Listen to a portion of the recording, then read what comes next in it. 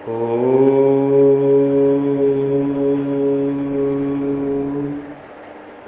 प्रभु का हूँ और प्रभु ही मेरे हैं। मैं भगवान का हूँ और भगवान ही मेरे हैं। मैं आपकी शरण में हूँ प्रभु, मैं आपका ही हूँ। मैं आपकी शरण में हूँ परमात्मा, मैं आपका ही हूँ। मैं सिर्फ भगवान का हूँ और भगवान ही मेरे हैं। मैं सिर्फ भगवान का हूँ और भगवान ही मेरे हैं। मैं सिर्फ भगवान का हूँ, मैं सिर्फ प्रभु का हूँ और प्रभु ही मेरे हैं।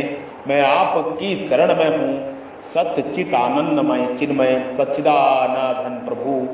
मैं आपकी शरण में हूँ, मैं आपका ही हूँ। हे प्रभु, मैं आपकी शरण में हूँ, मैं आपका ही सुपुत्र हूँ, मैं आपका ही मित्र हूँ, मैं आपका ही अंश हूँ। आप मेरे अंशी हैं, मैं ये जान गया हूँ। प्रभु प्रभु प्रभु प्रभु आपको बारंबार नमस्कार, नमः, प्रणाम प्रणाम, साधु साधु, जय हो जय हो जय हो जय हो। आपके हृदय रूपी मंदिर में विराजमान परब्रह्म परमेश्वर ईश्वर को हम प्रणाम करते हैं, नमस्कार करते हैं, जो ब्रह्म आपके हृदय रूपी मंदिर में विराजमान है। कृपया हमारा प्रणाम नमस्कार स्वीकार करें, स्वीकार करें। जीव और परमात्मा की वाणी, परमात्मा जीव से क्या कह रहे हैं और जीव परमात्मा से क्या कह रहा है, उसी वाणी पे आज का सत्संग है। हम ब्रह्म ऋषि महर्षि योगी श्री बद्री विशाल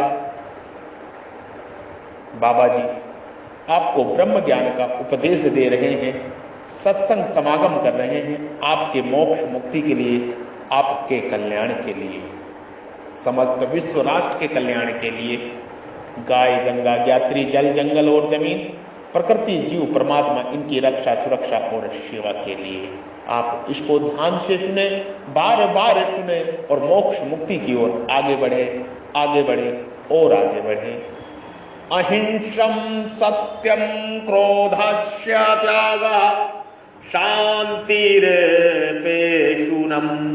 दया भूतेष्वालोलुप्तम मर्दम महाहीर चापलम। अहिंसा, सत्य भाषण, क्रोध न करना, संसार की कामना का त्याग, अतः कारण में राग, देश जनित हलचल का न होना, चुगली न करना, प्राणियों पर दया करना, सांसारिक विषयों में न ललचाना, अंतःकरण की कोमलता, अकर्तव्य करने में लज्जा, चपलता का अभाव, शरीर मन वाणी भाव आदि के द्वारा किसी का भी किसी प्रकार से अनिष्ट न करने को तथा अनिष्ट न चाहने को अहिंसा कहते हैं। वास्तव में सर्वदा अहिंसा तब होती है जब मनुष्य संसार की तरफ से विमुख होकर परमात्मा की तरफ ही चलता है।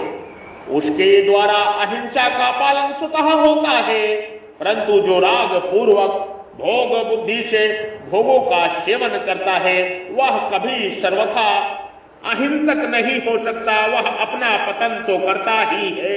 जिन पदार्थों आदि का वह भोगता है उनका भी नाश करता है। जो संसार के सीमित पदार्थों को व्यक्तिगत अपने नाम होने पर भी व्यक्तिगत मानकर सुख बुद्धि से भोगता है वह हिंसा ही करता है। कारण कि समस्त संसार से सेवा के लिए मिले हुए पदार्थ, वस्तु, व्यक्ति आदि से किसी को भी अपने भोगों के लिए व्यक्तिगत मानना हिंसा ही है। यदि मनुष्य समस्त संसार से मिली हुई वस्तु, पदार्थ, व्यक्ति आदि को संसार की ही मानकर निर्मलता पूर्वक संसार की सेवा में लगा दे तो वह हिंसा से बच सकता है और वही अहिंसक हो सकता है। जो सुख और भोग बुद्धि से भोगों का सेवन करता है उसको देखकर जिनको वे भोग पदार्थ नहीं मिलते ऐसे अभावग्रस्तों को दुख संताप होता है वह उनकी हिंसा ही है। क्योंकि भोगी व्यक्ति में अपना स्वार्थ और सुख बुद्धि रहती है तथा दूसरों के दुख की लापरवाही रहती है। परंतु जो संत महापुरुष केवल दूसरों के हित करने के लिए ही जीवन निर्वाह करते हैं, उनको देखकर किसी को दुख हो भी जाएगा तो भी उनको हिंसा नहीं लगेगी, क्योंकि वे भोग बुद्धि से जीवन निर्वाह करते ही नहीं। शरीरम केवल कर्मा कुर्वन् नराप्यनोति किलिप्यशम, केवल परमात्मा की ओर चलने वाले के द्वारा हिंसा नहीं होती, क्योंकि वह भोग बुद्धि से पदार्थ आदि का सेवन नहीं करता। परमात्मा की ओर चलने वाला साधक शरीर मन वाणी द्वारा कभी किसी को दुख नहीं पहुंचाता। यदि उसकी ब्रह्म क्रियाओं से किसी को दुख होता है तो यह दुख उसके खुद के स्वभाव से ही होता है। साधक की तो भीतर से कभी किसी को किस मात्र भी दुख देने की भावना नहीं होनी चाहिए। उसका भाव निरंतर सबका हित करने का होना चाहिए। सर्वभूत हितेरतो हो, सर्वभूत हितेरतो हो। साधक की साधना में कोई बाधा डाल दे तो उसे उस पर क्रोध नहीं आता और ना उसके मन में उसके अहित की भावना हिंसा ही पैदा होती है। हाँ, परमात्मा की ओर चलने में बाधा पड़ने से उसको दुख हो सकता है, पर वह दुख भी संसारिक दुख की तरह नहीं होता। साधक को बाधा लगती है तो वह भगवान को पुकारता है, प्रभु को पुकारता है, परमेश्वर को पुकारता है। नाथ, हे नाथ, हे नाथ, हे प्रभु, हे ईश्वर, हे परमेश्वर, हे भगवान, हे महादेव, मेरी कहां भूल हुई, मेरी कहां भूल हुई जिससे बाधा लग रही है, मेरी कहां भूल हुई प्रभु जिससे बाधा लग रही है। नाथ, हे महादेव, देवदेव, महादेव स्वयंभू अनादि नारायण, मेरी कहां भूल हुई जिससे बाधा लग रही है। हे नाथ, हे नाथ, हे नाथ, ऐसा विचार करके उसे रोना आ सकता है, ऐसा विचार करके उसे रोना आ सकता है। पर बाधा डालने वाले के प्रति क्रोध देश नहीं हो सकता। बाधा लगने पर साधक में तत्परता और सावधानी आती है। यदि उसमें बाधा डालने वाले के प्रति देश होता है तो जितने अंश में देश वृत्ति रहती है उतने अंश में तत्परता की कमी है, अपने साधन का आग्रह है। साधक में एक तत्परता होती है और एक आग्रह होता है। तत्परता होने से साधन में रुचि रहती है और आग्रह होने से साधन में राग रहता है।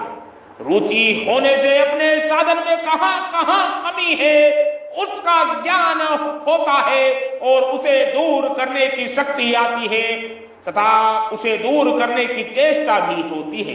परंतु राग होने से साधन में विघ्न डालने वाले के साथ देश होने की संभावना रहती है। वास्तव में देखा जाए तो साधन में हमारी रुचि कम होने से ही दूसरा हमारे साधन में बाधा डालता है। मगर साधन में हमारी रुचि कम ना हो तो दूसरा हमारे साधन में बाधा नहीं डालेगा, प्रत्युत यह सोचकर उपेक्षा कर देगा कि यह जिद्दी है, मानेगा नहीं, अतः जैसा चाहे वैसा करने दे। जैसे पुष्प से सुगंध स्वतः फैलती है ऐसे ही साधक से स्वतः परमार्थिक परमाणु फैलते हैं। ऐसे ही साधक से स्वतः परमार्थिक परमाणु फैलते हैं और वायुमंडल शुद्ध होता है। इससे उसके द्वारा स्वतः स्वाभाविक प्राणी मात्र का बड़ा भारी उपकार हित होता रहता है। परंतु जो अपने दुर्गुण दुराचारों के द्वारा वायुमंडल को अशुद्ध करता रहता है वह प्राणी मात्र की हिंसा करने का अपराधी होता है। सत्यम अपने स्वार्थ और अभिमान का त्याग करके केवल दूसरों के हित की दृष्टि से जैसा सुना देखा पढ़ा समझा और निश्चय किया है उससे ना अधिक और ना कम वैसा का वैसा प्रिय शब्दों में कह देना सत्य है। सत्य रूप परमात्मा को पाने और जानने का एकमात्र उद्देश्य अनिष्ट हो जाने पर साधक के द्वारा मन वाणी क्रिया से असत्य व्यवहार नहीं हो सकता। उसके द्वारा सत्य व्यवहार, सबके हित का व्यवहार ही होता है। जो सत्य को जानना चाहता है वह सत्य के ही सम्मुख रहता है। इसलिए उसके मन वाणी शरीर से जो क्रियाएं होती है वे सभी उत्साह पूर्वक सत्य की ओर चलने के लिए ही होती है।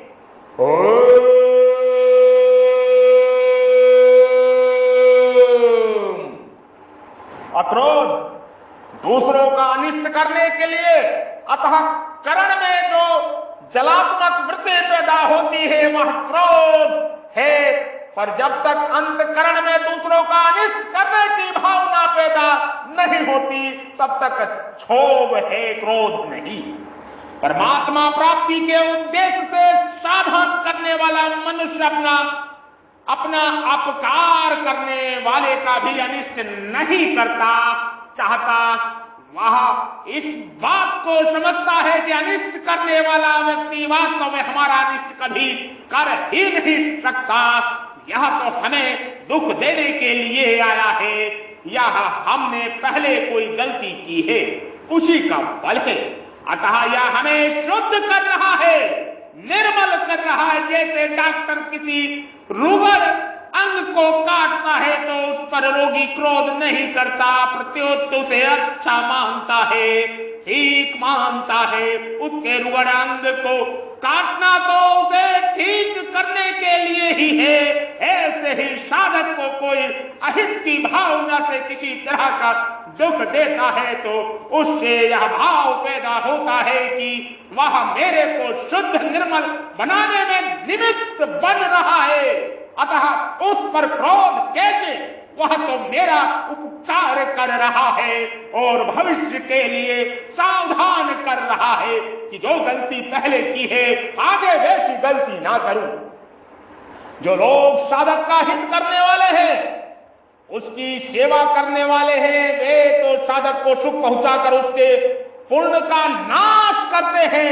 पर साधक को उन पर उसके पुण्य को नाश करने के कारण क्रोध नहीं आता।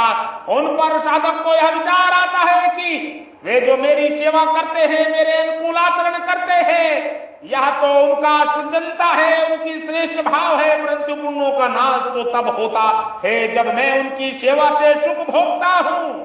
इस प्रकार साधक की दृष्टि सेवा करने वालों की अच्छाई शुद्ध नियत पर हो जाती है। अतः साधक को ना तो दुख देने वालों पर क्रोध होता है और ना सुख देने वालों पे सुख होता है। त्याग, संसार से विमुख हो जाना ही असली त्याग है। संसार से विमुख हो जाना ही असली त्याग है। साधक के जीवन में बाहर का और भीतर का दोनों का ही त्याग होना चाहिए।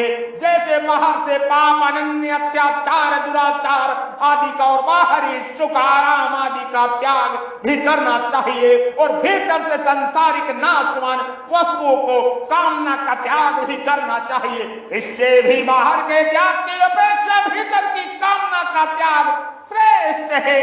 भीतर की कामना का त्याग श्रेष्ठ है। कामना का श्रुता त्याग होने पर तत्काल शांति की प्राप्ति होती है।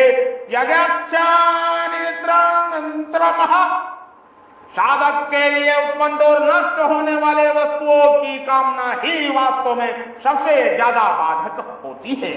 अतः कामना का श्रद्धा त्याग करना चाहिए। त्याग कब होता है? त्याग कब होता है? त्याग कब होता है? जब साधक का उद्देश्य एकमात्र परमात्मा प्राप्ति ही हो जाता है तब उसकी कामनाएं दूर होती चली जाती हैं। कारण कि सांसारिक भोग और संग्रह साधक का लक्ष्य नहीं होता था। वह सांसारिक भोग और संग्रह की कामना का त्याग करते हुए अपने साधन में आगे बढ़ता रहता है। शांति, अंतकरण में राग देश जनित हलचल का ना होना शांति है। शांति है क्योंकि संसार के साथ राग देश करने से ही अंतकरण में अशांति आती है और उनके ना होने से अंतकरण स्वाभाविक ही शांत प्रशांत रहता है। अनुकूलता से पुराने पुण्यों का नाश होता है और उनमें अपना स्वभाव सुधरने की अपेक्षा बिगड़ने की संभावना अधिक रहती है। परंतु प्रतिकूलता आने पर पापों का नाश होता है और अपने स्वभाव में भी सुधार होता है। इस बात को समझने पर प्रतिकूलता में भी स्वतः शांति बनी रहती है। किसी परिस्थिति आदि को लेकर साधक में कभी राग देश का भाव हो भी जाता है तो उसके मन में अशांति पैदा हो जाती है और अशांति होते ही वह तुरंत सावधान हो जाता है। राग देश पूर्वक कर्म करना मेरा उद्देश्य नहीं है। इस विचार से फिर शांति आ जाती है और समय पाकर स्थिर हो जाती है। अपेशुनम, किसी के दोष को दूसरों के आगे प्रकट करके दूसरों में उसके प्रति दुर्भाव पैदा करना विसुनता है और इसका श्रोता भाव ही अपेशुन है। परमात्मा प्राप्ति का ही उद्देश्य होने से साधक कभी किसी की चुगली नहीं करता। ज्यों ज्यों उसका साधन आगे बढ़ता चला जाता है त्यों त्यों ही उसको दोष दृष्टि और दोष वृत्ति मिटकर दूसरों के प्रति उसका सदा ही अच्छा भाव होता चला जाता है। उसके मन में यह विचार भी नहीं आता कि मैं साधन करने वाला हूं और ये दूसरे साधन न करने वाले साधारण मनुष्य है। तत्परता से साधन होने पर उसे जैसी अपनी स्थिति जड़ता से संबंध न होना दिखाई देती है वैसी ही दूसरों की स्थिति भी दिखाई देती है कि वास्तव में उनका भी जड़ता से संबंध नहीं है। केवल संबंध माना हुआ है। इस तरह जब उसकी दृष्टि में किसी का भी जड़ता से संबंध है ही नहीं तो वह किसी का दोष किसी के प्रति क्यों प्रकट करेगा। भक्ति मार्ग सर्वत्र अपने प्रभु को देखता है। भक्ति मार्ग वाला सर्वत्र अपने प्रभु को देखता है। ज्ञान मार्ग वाला केवल अपने स्वरूप को ही देखता है और कर्म योग मार्ग वाला अपने सेव्य को देखता है। इसलिए साधक किसी की बुराई निंदा चुगली आदि कर ही कैसे सकता है। दया भूतेषु, दूसरे को दुखी देखकर उनका दुख दूर करने की भावना को दया कहते हैं। भगवान की संत महात्माओं की साधकों के भी साधारण मनुष्यों की दया अलग अलग होती है। भगवान की दया सभी को शुद्ध करने के लिए होती है। भक्त लोग इस दया के दो भेद मानते हैं, कृपा और दया। मात्र मनुष्यों को पापों से शुद्ध करने के लिए उनके मन के विरुद्ध प्रतिकूल परिस्थितियों को भेजना कृपा है और अनुकूल परिस्थितियों को भेजना दया है। संत महात्माओं की दया, संत महात्मा लोग दूसरों के दुखों से दुखी और दूसरों को सुख से सुखी होते हैं। पर दुख सुख देखे पर दुख सुख देखे पर वास्तव में उनके भीतर ना तो दूसरों को दुख से दुख होता है और ना अपने दुखों से भी दुख होता है। कारण कि तत्व में ना सुख है ना दुख है। जैसे समुद्र ऊपर लहरें उठती दिखती हैं पर समुद्र भीतर कोई लहर नहीं होती, भीतर से समुद्र शांत सब रहता है। ऐसे ही व्यवहार में संत दुखी होते हुए दिखते हैं पर उनके भीतर ना सुख है ना दुख है। तात्पर्य है कि वास्तव में वे दुखी नहीं होते, प्रस्तुत उनके द्वारा दूसरों को दुख दूर करने की चेष्टा होती है। अपने पर प्रतिकूल परिस्थिति आने पर वे उसमें भगवान की कृपा को देखते हैं पर दूसरों पर दुख आने पर उन्हें सुखी करने के लिए वे उनके दुख को स्वयं अपने पर ले लेते हैं। जैसे इंद्र ने क्रोधपूर्वक बिना अपराध के दधीचि ऋषि का सिर काट लिया था, पर जब इंद्र ने अपनी रक्षा के लिए उनकी हड्डियां मांगी तब दधीचि ने सहस्र प्राण छोड़कर उन्हें अपनी हड्डियां दे दी। इस प्रकार संत महापुरुष दूसरों के दुख को सह नहीं सकते, प्रस्तुत उन्हें सुख पहुंचाने के लिए अपनी सुख सामग्री और प्राण तक दे देते हैं, चाहे दूसरा उनको अहित करने वाला ही क्यों ना हो। इसलिए संत महात्माओं की दया विशेष शुद्ध और निर्मल होती है। साधकों की दया, साधक में अपने मन में दूसरों का दुख दूर करने की भावना रखता है और उसको अनुसार उसके अंदर उनका दुख दूर करने की चेष्टा भी करता है। दूसरों को दुखी देकर उसका हृदय गर्वित हो जाता है, क्योंकि वह अपनी ही दया दूसरों के दुखों को भी समझता है। इसलिए उसका यह भाव रहता है कि सब सुखी हो, कैसे कैसे सब सुखी कैसे हो, सबका भला कैसे हो, सबका उद्धार कैसे हो, सबका हित कैसे हो, अपनी ओर से वह ऐसी ही चेष्टा करता है। परंतु मैं सबका हित करता हूं, मैं सबका हित करता हूं, सबके हित की चेष्टा करता हूं, इन बातों को लेकर उसके मन में अभिमान नहीं होता, कारण कि दूसरों को दुख दूर करने का सहज स्वभाव बन जाने से उसके अपने इस आचरण में कोई विशेषता नहीं दिखती, इसलिए उसको अभिमान नहीं होता। जो प्राणी भगवान की ओर नहीं चलते, दुर्गुण दुराचारों में रत रहते हैं, दूसरों का अपराध करते हैं और अपना पतन करते हैं, ऐसे मनुष्यों पर साधक को क्रोध न आकर दया आती है। इसलिए वह हरदम ऐसी चेष्टा करता रहता है कि ये लोग दुर्गुण दुराचारों से ऊपर कैसे उठे, उनका भला कैसे हो। कभी कभी वह उनके दोषों को दूर करने में अपने को निर्बल मानकर भगवान से प्रार्थना करता है कि हे नाथ, ये लोग इस दोषों से छूट जाएं और आपके भक्त बन जाएं। हे नाथ, ये लोग इन दोषों से छूट जाएं और आपके भक्त बन जाएं। साधारण मनुष्यों की दया, साधारण मनुष्यों की दया में थोड़ा मलिनता रहती है। वह किसी जीव के हित की चेष्टा करता है तो यह सोचता है कि मैं कितना दयालु हूं, मैंने इस जीव को सुख पहुंचाया है तो मैं कितना अच्छा हूं, हर एक आदमी मेरे जैसा दयालु नहीं है, कोई ही होता है इत्यादि। इस प्रकार लोग मुझे अच्छा समझेंगे, मेरा आदर करेंगे, आदि बातों को लेकर अपने में महत्व बुद्धि रखकर जो दया की जाती है उसमें दया का अंश तो अच्छा है, पर साथ में उपयुक्त मलिनताएं रहने से दया में अशुद्धि आ जाती है। इनसे भी साधारण दर्जे के मनुष्य दया तो करते हैं, पर उनकी दया ममता वाले व्यक्तियों पर ही होती। जैसे ये हमारे परिवार के हैं, हमारे मत और सिद्धांतों में मानने वाले हैं, तो उनका दुख दूर करने की इच्छा से उन्हें सुख आराम देने का प्रयत्न करते हैं। यह दया ममता और पक्षपात युक्त होने से भी अधिक अशुद्ध है। इनसे भी घटिया दर्जे के मनुष्य हैं जो केवल अपने सुख और स्वार्थ के पूर्ति के लिए दूसरों के प्रति दया बर्ताव करते हैं। अलोलुपम इंद्रियों का विषयों से संबंध होने से अथवा दूसरों का भोग भोगते हुए देखने से मन का भोग भोगने के लिए ललचा उठने का नाम लोलुपता है और उसके स्वार्थ अभाव का नाम अलोलुप्त है। अलोलुप्त के उपाय साधक के लिए विशेष सावधानी की बात है कि वह अपनी इंद्रियों से भोगों को संबंध न रखे और मन में कभी भी ऐसा भाव, ऐसा अभिमान न आने दे कि मेरा इंद्रियों पर अधिकार है, अर्थात इंद्रियां मेरे वश में है, तो मेरा क्या बिगड़ सकता है।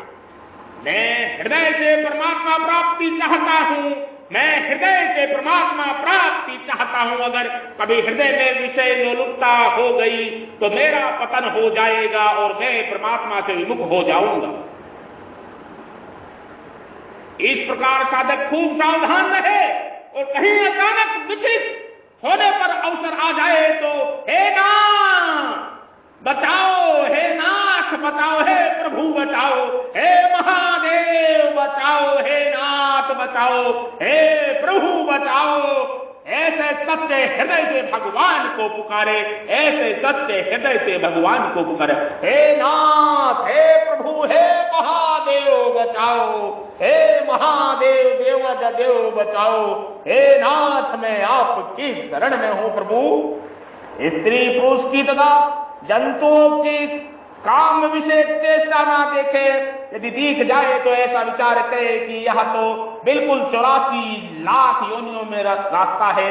यह चीज तो मनुष्य पशु पक्षी कीट पतंग राक्षस असुर भूत प्रेत आदि मात्र जीवों में भी है, पर मैं तो 84 लाख योनियों अर्थात जन्म मरण से ऊंचा उठना चाहता हूं। मैं जन्म मरण के मार्ग का पथिक नहीं हूं, मेरे को तो जन्म मरण के दुखादि अत्यंत भाव करके परमात्मा की प्राप्ति करना है। इस भाव को बड़ी सावधानी से साथ जागृत रखे और जहां तक बने ऐसी काम चेष्टा न देखे। मर्दबम बिना कारण दुख देने वालों और वैर रखने वालों के प्रति ही अंतकरण में कठोरता का भाव न होना तथा स्वाभाविक कोमलता का रहना मर्दव है। साधक के हृदय में सबके प्रति कोमलता भाव रहता है, उसके प्रति कोई कठोरता अहिंसा बर्ताव भी करता है तो उसकी कोमलता अंतर नहीं आता।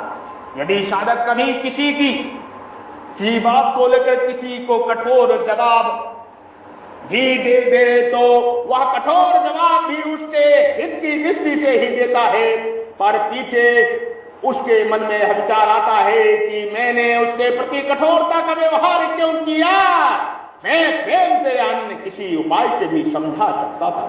इस प्रकार भाव आने से कठोरता मिटती रहती है और कोमलता बढ़ती रहती है।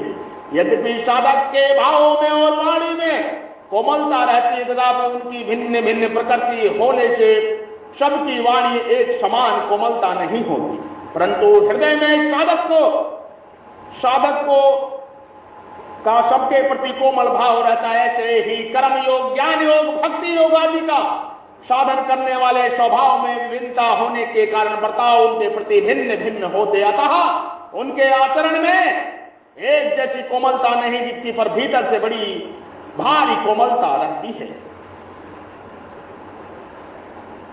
ह्रीम ह्रीम ह्रीम ह्रीम ह्रीम ह्रीम ह्रीम ह्रीम ह्रीम ह्रीम।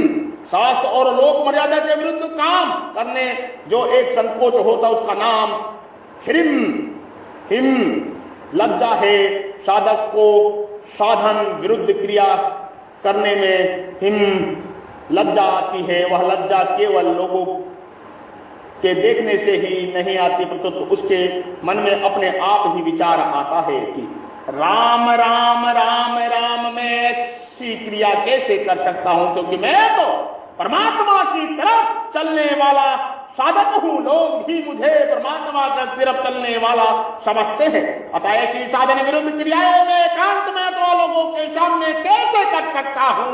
इस लज्जा के कारण साधक बुरे कर्मों से बच जाता है और उसके आचरण ठीक होते चले जाते हैं। जब साधक अपनी अहंता बदल देता है कि मैं सेवक हूं, मैं जिज्ञासु हूं, मैं भक्त हूं, तब उसे अपनी अहंता का विरुद्ध क्रिया करने में स्वाभाविक ही लज्जा आती है। इसलिए परमार्थिक उद्देश्य रखने वाले प्रत्येक साधकों को अपनी अहंता में मैं साधक हूं, मैं सेवक हूं, मैं जिज्ञासु हूं, मैं भागवत भक्त हूं, इस प्रकार से यथारूपी बदल लेनी चाहिए, जिससे वह साधन विरोधी कर्मों से बचकर अपने उद्देश्य को जल्दी प्राप्त कर सकता है।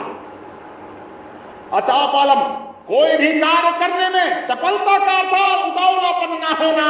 अचा पल है चपलता, चंचलता होने से काम जल्दी होता है, ऐसी बात नहीं। सात्विक मनुष्य सब काम धैर्य पूर्वक करता है, अतः उसका काम सुचारू रूप से और ठीक समय पर हो जाता है।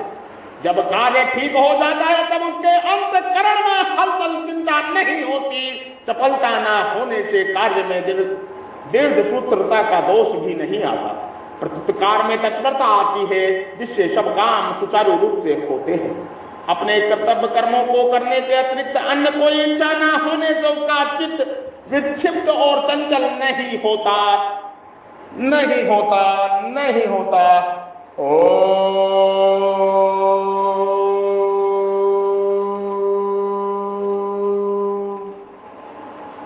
मनुष्य कर्मणाय महात्मन मनुष्यतः कर्मणतः दुरात्मः। महात्माओं के मन वचन और कर्म तीनों में एक ही बात होती है, परंतु दुरात्माओं के मन और वचन कर्म तीनों में ही अलग अलग बातें होती हैं।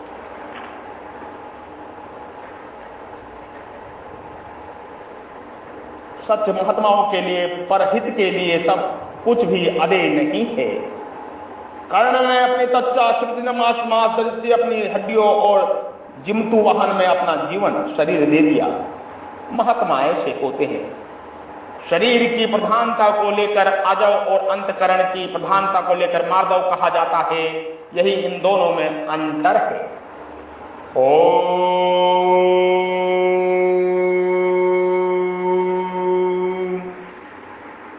जुड़े और जोड़े, सनातन सत्य धर्म ज्ञान प्रचार प्रसार में जुड़े।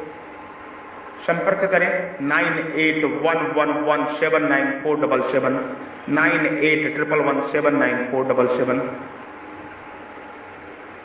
एक बार पुनः आप सभी को साधुवाद। आपके हृदय रूपी मंदिर में विराजमान परब्रह्म परमेश्वर को प्रेम सहित प्रणाम। कृपया मेरा प्रणाम स्वीकार करें।